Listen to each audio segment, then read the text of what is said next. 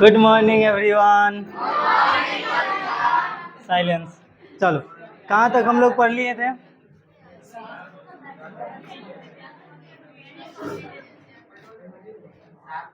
सात तक पढ़ लिए थे ना? ये वाला पढ़े थे? नहीं, इससे पीछे वाला पढ़े थे शायद।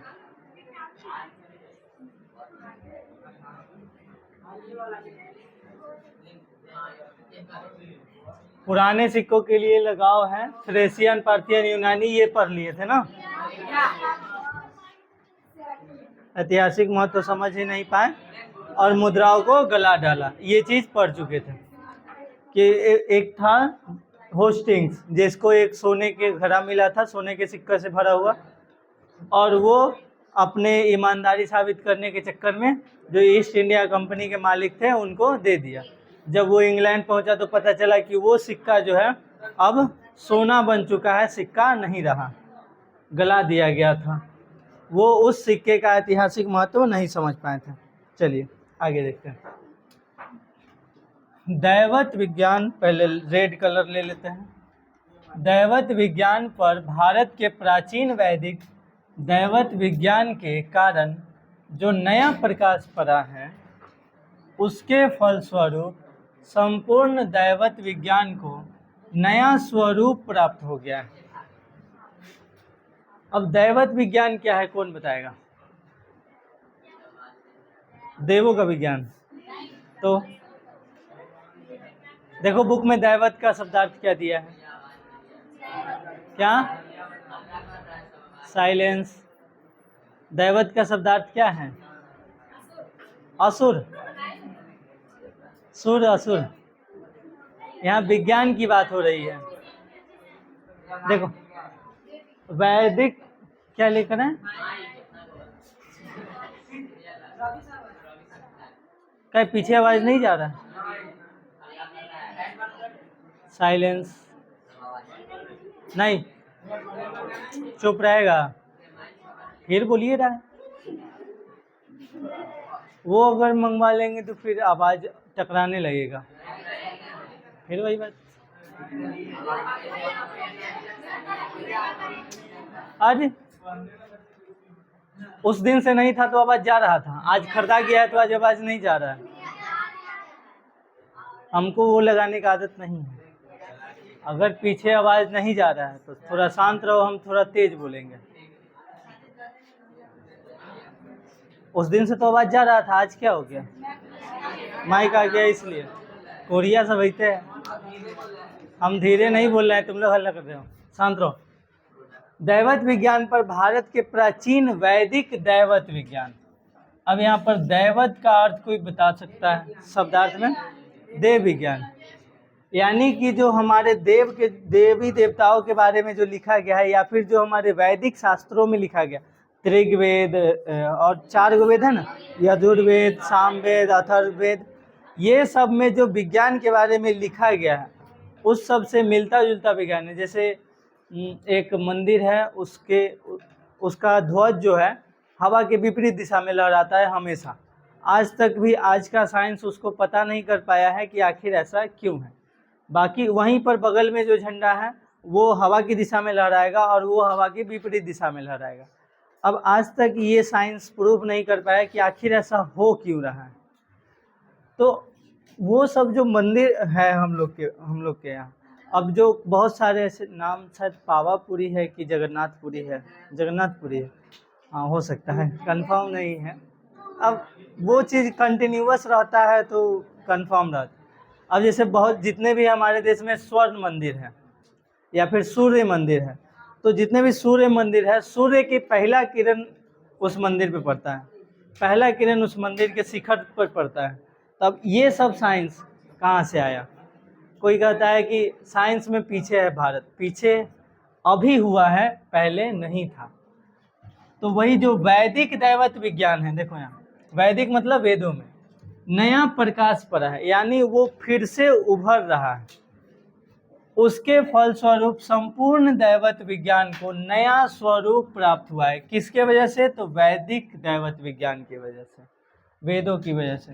किंतु बावजूद इसके कि सच्चे दैवत विज्ञान की एक आधारशिला रखी जा चुकी है, इस विज्ञान की व्यापक रूपरेखाएं अभी निर्मित होनी है और यह कार्य वाइट कहाँ से आ गया, यह कार्य जितने सही ढंग से भारत में हो सकता है अन्यत्र कहीं नहीं। ये सबसे पहला मेन पॉइंट ऑफ व्यू इसका ये है कि ये भारत से प्रभावित हो चुके हैं, भारत के रहन सहन से, भारत इनको अच्छा लग गया है तो भारत का बुराई कर रहे हैं। पूरे चैप्टर में भारत का बुराई किया गया, हर चीज़ से लेकर के हर एक चीज़ को। अगर आपको रहना है, अगर आपको सब कुछ चाहिए, प्रकृति सबसे परिपूर्ण है तो भारत है, अगर जहाँ का व्यवस्था अच्छी है तो भारत है, जहाँ का संस्कार अच्छा है तो भारत है। यानी टोटल बुराई हो रहा है। उसी तरह से विज्ञान का भी बुराई हो रहा है। देखो कैसे नया स्वरूप प्राप्त हो गया है, किंतु बावजूद इसके सच्चे दैवत विज्ञान एक आधारशिला रखी जा चुकी है। इस विज्ञान की व्यापक रूपरेखाएं अभी निर्मित होनी है। कहा ये जा रहा है कि जो वैदिक साइंस है, किधर गया, दैवत विज्ञान है, उसका आधारशिला अभी रखा जाना है। देखो यार किधर गया, हम भुला जाते हैं। अभी निर्मित होनी है, अभी निर्मित होनी है, आधारशिला रखी जा चुकी है, मतलब बेस बन गया है, अभी उसका निर्माण बाकी है। जैसे कोई घर ये सब बनाते हैं तो पहले बेस बनाते हैं नीचे, उसके बाद ऊपर का काम होता है। तो वही आधारशिला रखी जा चुकी है वैदिक दैवत विज्ञान जो है, वैदिक दैवत विज्ञान के कारण। तो यही आधारशिला रखा गया है। अब बाकी जो आगे निर्माण होना है वो अभी बाकी है। यह कार्य जितने सही ढंग से भारत में हो सकता है, जितने सही ढंग से वो भारत में बन सकता है, उतने सही ढंग से कहीं नहीं, अन्यत्र कहीं नहीं बन सकता। नीति कथाओं के अध्ययन क्षेत्र में भी भारत के कारण नवन जीवन का संचार हो चुका है। कहा जा रहा है कि भारत का जो नीति है, नीति जैसे कि कोई काम करने के प्रति आपका नज़रिया क्या है, किसी कोई भी अगर समस्या है तो उसको सोल्व करने का तरीका क्या है। जैसे कोई अगर मान लो कोई गुस्सा आएगा तो वो डायरेक्ट बोलने लगेगा, गाली गलौज करने लगेगा, और कोई होगा कि आराम से उसको देख समझेगा कि आखिर ये हुआ क्यों है, उसके बाद उस पर एक्शन लेगा। तो वही कहा जा रहा है कि नीति कथाओं के अध्ययन क्षेत्र में अगर भारत का जो नीति है उसका अगर आप अध्ययन करते हैं तो उस नीति के वजह से नव जीवन का संचार हो चुका है, यानी नया जीवन आप अपने लाइफ में ला सकते हैं। क्योंकि भारत के कारण व्हाट इज दिस साइलेंस,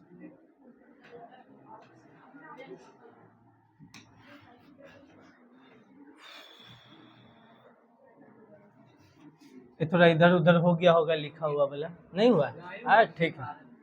क्योंकि भारत के कारण ही समय समय पर नानाविध साधनों और मार्गों के द्वारा अनेक नीति कथाएं पूर्व से पश्चिम की ओर आती रही है। जैसे कहा यह जा रहा है हम लोग जो आते हैं वो पूर्व एशिया में आते हैं या फिर पूर्वी गोलार्ध में आते हैं, उत्तर पूर्व में भारत है।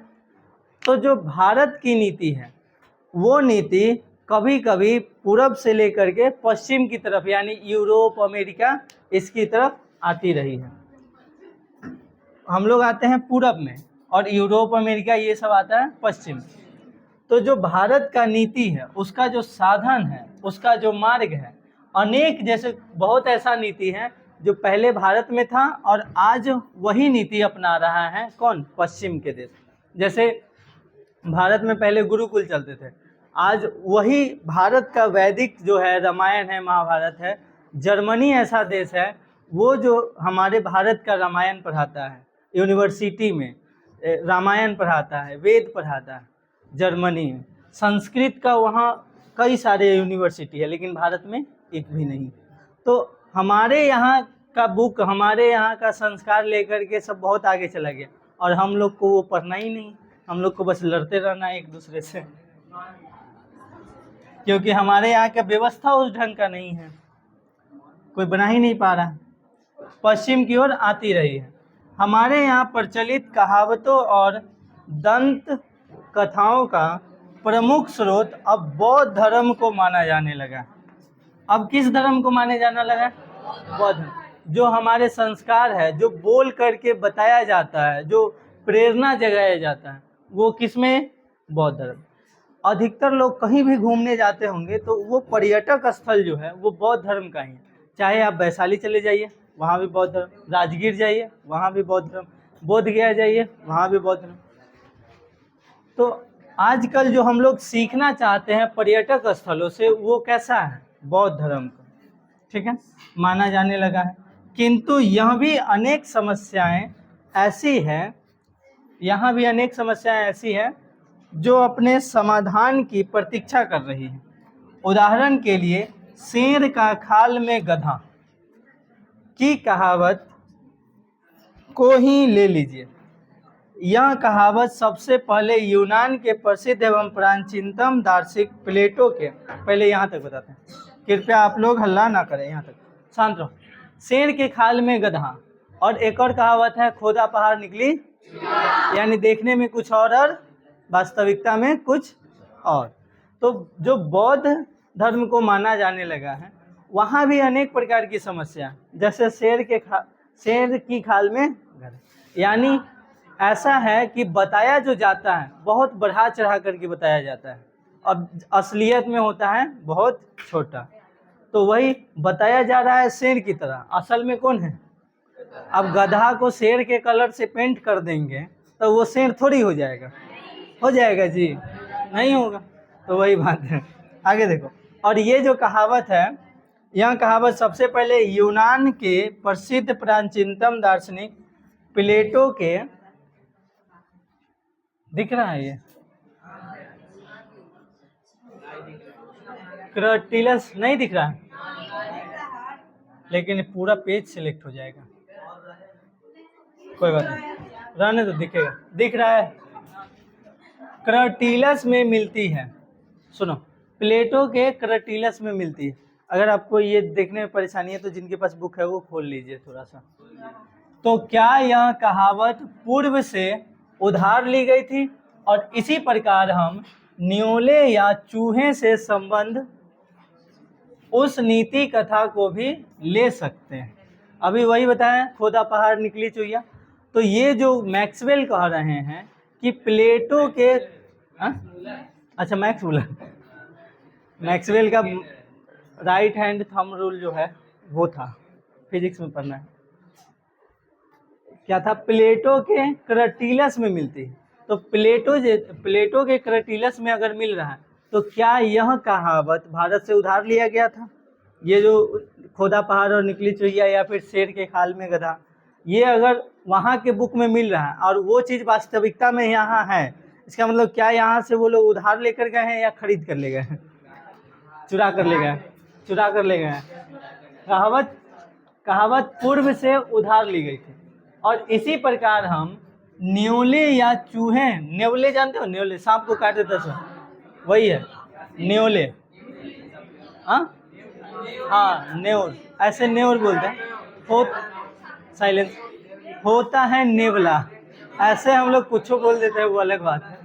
चलो देखो इधर, या चूहे से संबंध उस नीति कथा को भी ले सकते हैं जिसे एफ्रोडाइट ने एक सुंदरी के रूप में परिवर्तित कर दिया था, किंतु जो एक चूहे को देखते ही तत्काल उसकी ओर आकृष्ट हो गई थी। कहा यह जा रहा है कि जो एफ्रोडाइट नामक व्यक्ति थे वो इस कहानी को एक सुंदरी का रूप दे दिए थे। कसी से, बेंच से कि हाथ से? तो अर्थ का है उसमें, आगे करो, छोड़ करके बैठो थोड़ा। सबसे ज्यादा गधा तो ये है, सेकंड में जो बैठा हुआ है से अविनाश नाम है, सबसे बड़का गधा यही है। साइलेंस। जहिया मूल पर धरा गया हो या इतना मारेंगे कि जीवन भर याद रखेगा। नहीं, तुम कुछ नहीं करता है लेकिन सब कुछ में तोरे हाथ रहता है, ठीक है। पहला दिन जब सोहन सर जी निकाले थे तो हमको लगा कि होगा, अच्छा लड़का होगा, गलती हो गया होगा एक आध बार, लेकिन धीरे धीरे पता चला कि नहीं, सोहन सर जी निकाले थे, सही किए थे, बेकारे हम लोग मना लिए थे। सोहन सर जी को बोल दिए थे कि रख लीजिए। हाँ ना, तू कुछ नहीं करता है। हाँ देखो इधर, कहाँ थे हम? हाँ, तो ये जो एफ्रोडाइट है, ये उस चीज को, उस कहावत को एक सुंदरी के रूप में परिवर्तित कर दिए हैं। किसके रूप में? सुंदरी के रूप में परिवर्तित कर दिया था, किंतु जो एक चूहे को देख करके आकृष्ट हो जाती थी, मतलब चूहे के प्रति लगाव हो जाता था, जिसे एनिमल लवर जिसको बोलते हैं। यह भी संस्कृत की एक कथा से सर्वांश में मिलती जुलती एक कहानी है, किंतु प्रश्न यह उपस्थित होता है कि यह कहानी यूनान में कैसे पहुंची और वहां ईसा पूर्व 4वीं सदी में ही एस्ट्रोटिस की कहानियों में स्थान कैसे पा गई। इस क्षेत्र में भी अभी बहुत काम करना होगा। जैसे कहा यह जा रहा है कि जो चीज़ भारत में असलियत में है, वो यूनान के, वो इंग्लैंड के, वो फ्रांस के कहानी की किताबों में या फिर कथा की किताबों में, कहावतों में कैसे आ गया। क्या आप भारत से उधार लेकर आए हैं या चुरा कर लेकर आए हैं? अगर आपके बुक में यहाँ असलियत में है और आपके बुक में मिल रहा है, यानी कि आप पहले यहीं था, बाद में आपके यहाँ गया, तो पहले पूरब से आप पश्चिम के पास ले गए, यानी कि भारत से आप चुरा कर ले गए। तो भारत से हमको सीखने की ज़रूरत है। भारत का जो संस्कार है सर्वश्रेष्ठ है, वो हमको कोरोना में देखने को मिल गया। हाथ मिलाना नहीं है। तो इसलिए अब सोचो, अगर इसमें गहराई से सोचा जाए तो ये निकलेगा कि हम लोग के जो संस्कार बनाए होंगे, जो वर्षों से चले आ रहे, वो कितना दूरदर्शी होंगे कि भविष्य में कैसा कभी ऐसा समस्या आएगा। तो हाथ मिलाने वाला कल्चर हमारे यहाँ नहीं होना चाहिए। सोचो, भगवान ने कान तो सुनने का काम तो बस ब्रेन ही करता है, ये बाहर वाला जो काम है उसका तो कोई काम नहीं है। तो भगवान कितना दूरदर्शी होंगे कि ये बनाए कि जब आँख खराब होगा तो चश्मा का डंटी यहाँ लगेगा। तुमको थोड़ी बोल रहे हैं। तो ये सोचने वाली बात है, तुमको नहीं बोले होगा। हम समझा रहे हैं। अच्छा, तुम खुद सोच के देखो, अगर ये नहीं रहता तो कहाँ लगाते? राशि से। ऐसा नहीं है, आजकल आई लेंस आ गया है, चश्मा लगाने की जरूरत नहीं है, आँख में लगा लीजिए, हो गया। ठीक है, बहुत काम करना होगा इस चीज़ पर, हम लोग को भी बहुत काम करना है। आगे देखो, हमें इससे भी और अधिक पुरातन युग में प्रवेश करना होगा। साइलेंस। वहाँ भी भारत तथा पश्चिम की अनेक दंत कथाओं में आश्चर्यजनक अनुरूपताएं मिलेंगी।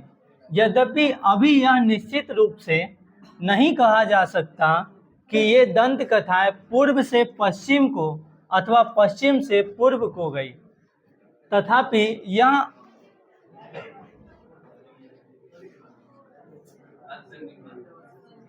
अच्छा बिंदु है यहाँ असंदिग्ध रूप से प्रमाणित हो चुका है कि सोलोमन के समय में ही भारत, देखो सोलोमन एक शासक था, आप हिस्ट्री ये सब में कहीं पढ़े होंगे तो पढ़े होंगे। सोलोमन एक शासक था, के समय में ही भारत सीरिया और, देखो फिर भारत सीरिया और फिलिस्तीन के मध्य, सीरिया और फिलिस्तीन जो है इजराइल, इजराइल नाम सुना है? उसी के पास है, तीनों एक पास ही के मध्य आवागमन के साधन सुलभ हो चुके थे। कुछ संस्कृत शब्दों के आधार पर मैं इस निष्कर्ष पर पहुंचा हूं कि हाथी दांत, बंदर मोर और चंदन आदि जिन वस्तुओं के ओफिर से निर्यात की बात बाइबल में कही गई है, वे वस्तुएं भारत के सिवा किसी अन्य देश से नहीं लाई जा सकती। देखो जैसे इसमें क्या कह रहे हैं, अब थोड़ा सा वो अपना देश की भी बड़ाई कर रहे हैं कि वास्तव में भारत में वो असलियत में है और पश्चिम की किताबों में देखने को मिलती है, कथाओं में देखने को मिलती है। लेकिन अभी इस चीज़ पर काम करना अभी बाकी है, इसको प्रयोग के आधार पर कंफर्म करना बाकी है कि ये जो कहावतें हैं, ये जो कथाएं हैं, वो पश्चिम से पूरब की ओर आई है कि पूरब से पश्चिम। नहीं, कोई कहता हम बुरा हैं लेकिन उतना भी नहीं, तो बाद में थोड़ा बचाव के लिए, तो आप समझ सकते हैं। तो वही कहा जा रहा है कि अभी उसमें बाकी है पश्चिम को, पूरब से पश्चिम को या पश्चिम से पूर्व को गई है। असंदिग्ध रूप से प्रमाणित हो चुका है, मतलब इसमें असंदिग्ध रूप से क्या हो चुका है, प्रमाणित हो चुका है, लेकिन कंफर्म नहीं बता सकते, संदिग्ध रूप से नहीं है। सोलोमन के समय एक शासक था सोलोमन, उस समय भारत, सीरिया और फिलिस्तीन के मध्य आवागमन के साधन सुलभ हो चुके थे, मतलब एक दूसरे के साथ व्यापार हो रहा था। किस समय? सोलोमन के समय। जैसे पहले भी अगर हम लोग का जो ये सिंधु सभ्यता का जब खोज हुआ तो उसमें कुछ ऐसे ऐसे साक्ष्य मिले हैं जिससे पता चल रहा है कि उस समय भी समुद्री रास्तों से व्यापार होता था, चीन से भी व्यापार होता था। कुछ ऐसे ऐसे निशान मिले हैं, कुछ ऐसे कोई मुद्रा मिला है जो चीन में उस समय के समय में चलता था, कुछ मुहर टाइप मिला है, इससे पता चलता है कि वहाँ से व्यापार होता था। देखो टेस्ट में आएगा 0 नंबर, लेकिन क्लास में सबसे ज़्यादा मस्ती करना है। छटपटा रही है, सबसे लास्ट में बैठी हुई है, फिर भी खड़ा हो, स्टैंड अप, खड़ी हो, खड़ी। हिंदी में कितना नंबर आया था पिछला चैप्टर में? हाँ 4। तुम्हारा? खड़ा हो, खिड़की के पास हो, खड़ी हो, कितना नंबर आया था? 15। 30 नंबर के टेस्ट में एक का आया है 15, एक का आया है 4। एवरेज भी अगर नंबर देखेंगे तो 20 से 25 का एवरेज होगा।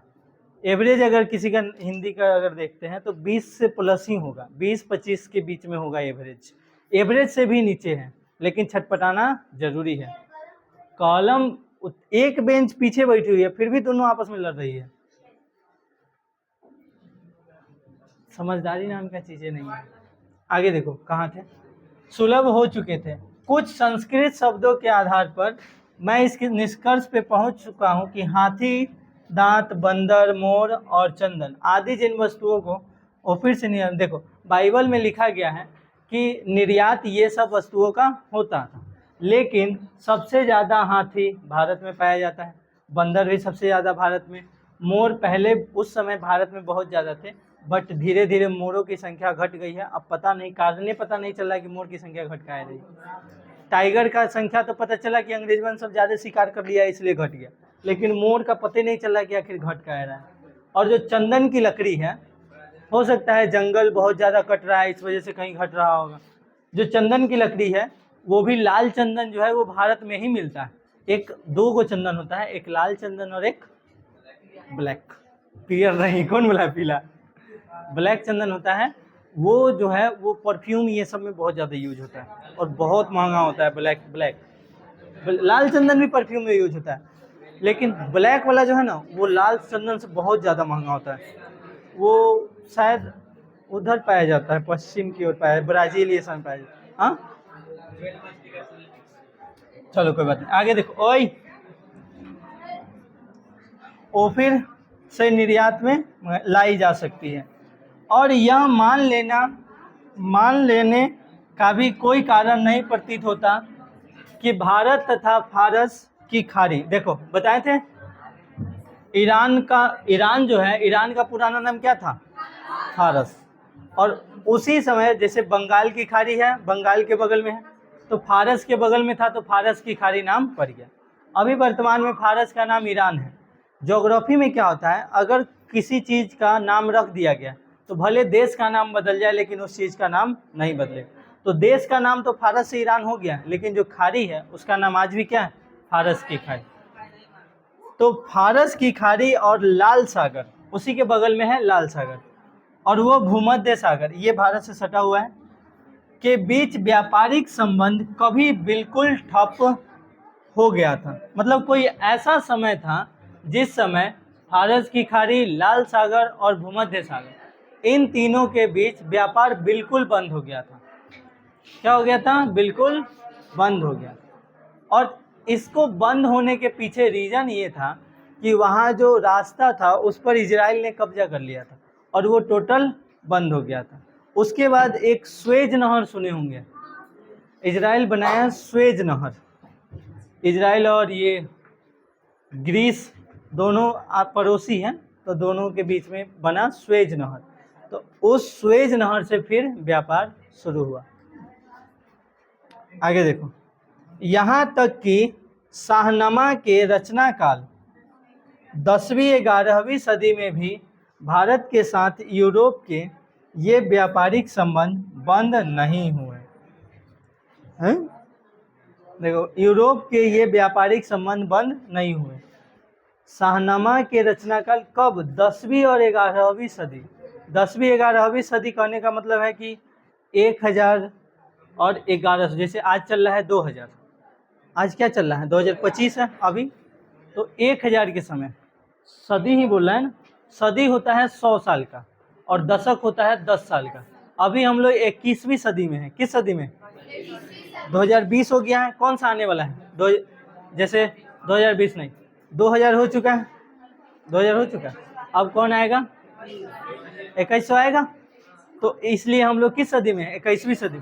1100 कुछ रहा होगा उस समय, तो उसको बोलेंगे 11वीं सदी, या फिर 1000 कुछ रहा होगा 10वीं सदी। हो सकता है कि 1001, 1002, 1003, जैसे आज 2025 आ गया उस तरह से 1025 रहा होगा उस समय, जो भी उसी बीच में रहा होगा 10वीं-11वीं सदी में। किसी को कोई दिक्कत?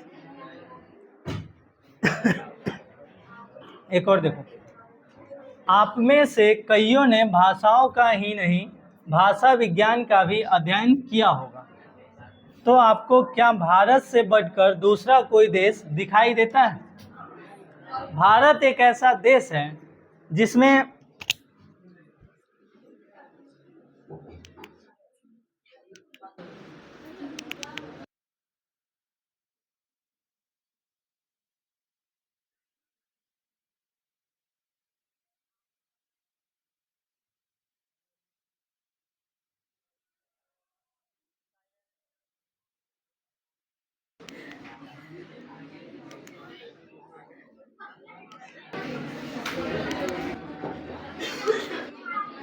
शांत रहो।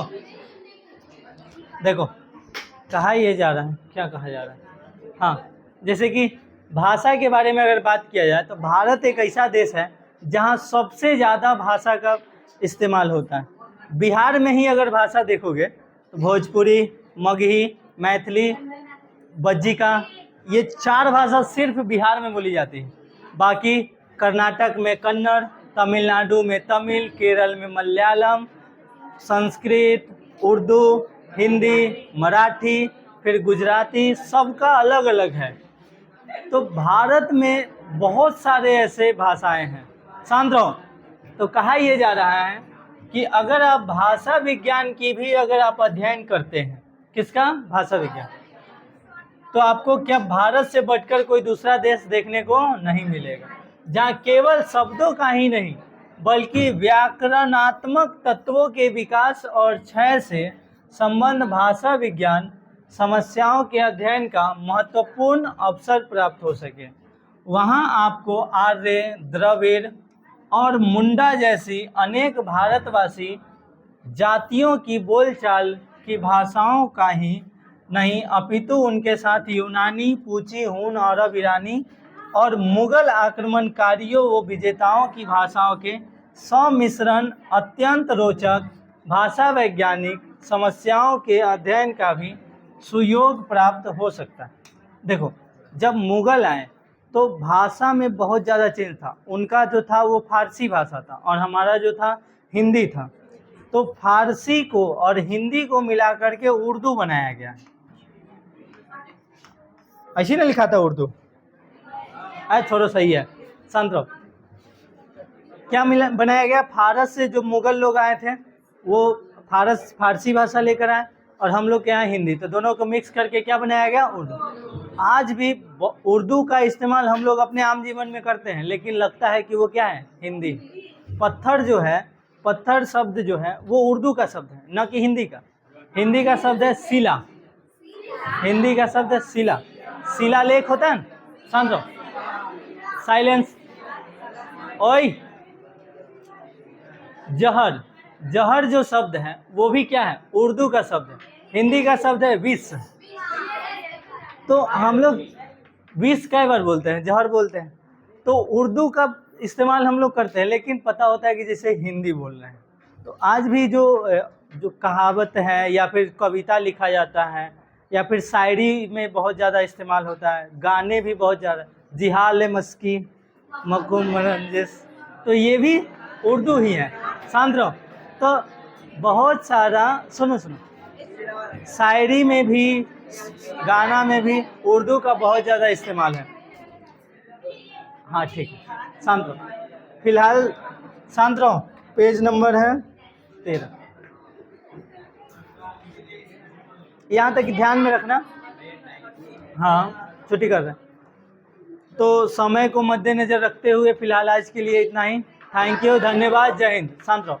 जिन लोगों का अगर इससे पहले वाला चैप्टर छूट गया है, नहीं पढ़े हैं, लेट से आए हैं, या फिर कोई आपके दोस्त पड़ोसी ये सब हैं, तो उन सबको बोलिएगा कि जो भी हम वीडियो अब नया में अपलोड कर रहे हैं उस सब में पिछला वीडियो का, उसके डिस्क्रिप्शन में पिछला वीडियो का हम लिंक डाल देते हैं, तो आप एक ही वीडियो से जाकर के सब देख सकते हैं। फिलहाल अपने दोस्तों के पास शेयर कीजिए। धन्यवाद, जय हिंद। अरे